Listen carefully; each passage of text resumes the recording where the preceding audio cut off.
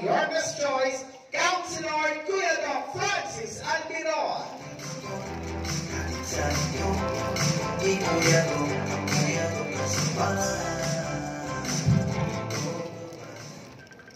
Magandang hapon po sa inyong lahat. At magandang hapon. At sa aking mga kapwa Ilocano po dito, na ipagkamalim amin, anak, hermano. Maraming salamat po sa inyo, aming mga mahal na mga lola at lolo, nanay at tatay, sa pagpunta ngayong hapon para mabigyan po kami ng pagkakataon ang aming grupo, Your Miss Choice, para muling magpakilala po. Ako po si Dr. Francis Michael Almiron, ang Kuya Doc ng Sampaloc. Ako ay kasalukuyan nagpo-practice po bilang isang family physician dito sa ating distrito sa loob po ng 17 years na. So matotal po ay nasa 24 taon na po ako bilang isang manggagamot. Sa ngayon po, ako ay nag-medical mission dito sa ating distrito, iba't ibang barangay. Umulan, umaraw, bumagyo, bumaha, sa loob po ng halos 2 taon na.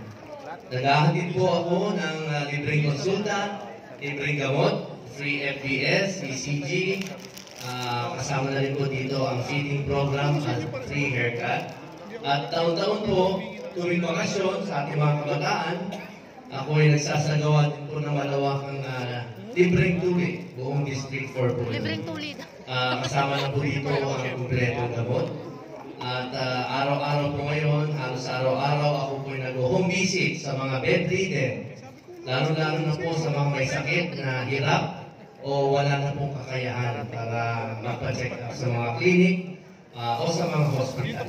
Mga cataract surgery, marami na po tayong operahan sa tulong po ng ating mga kaibigan at mga kamag-anak na espesyalista. At sa mga calamities, kami po ng aking mga kakuya, mga angela, ay lumiresponde at nagbibigay din po ng tulong.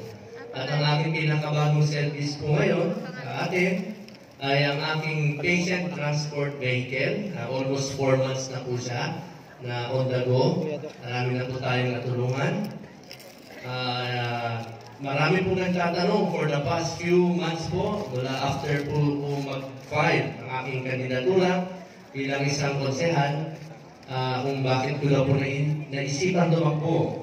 Sagot ko na po bilang isang pribadong doktor, ay talagang nakita ko po sa bawat pasyente at kanilang pamilya ang hirap sa tuwing nagkakasakit po sila, both emotionally and financially.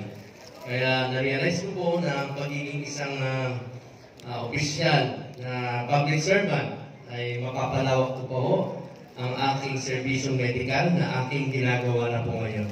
At hindi lang po doon natatapos ang possible na pwede kong maibigay, kundi programa din po sa ating mga kabataan. At ganoon din po sa inyo na talagang pinaka-favorite ng ating yorme, mga senior at mga nanay at tatay. Mga programa po. Bakit po? Sabi po niya, bakit hindi pa po natin ibibigay sa lahat po ng mga senior natin, lahat ng mga tulong na pwedeng ibigay. Sa totoo lang daw kasi, konti na lang daw po ang inyong mga birthday. Kaya ako naman po bilang si Kuya Doc, sa tulong na nasa itaas at ni Kuya Doc, ay dadagdagan po ang inyong mga birthday. At taos puso ko rin po pinagmamalaki na pag ako po'y pagpalain, ako po ay buy one, take one nga po kaya. Bakit to? Kasi ang aking may bahay ay isa rin pong doktor na katuwang ko po sa ngayon sa aking pagsiservisyo dito sa ating distrito. Kaya sabi ko nga po, hindi ba yung wala ko tayong sapat na kayamanan o pera sa ngayon. Ang importante po, tayo po ay malusog at malakas po lagi.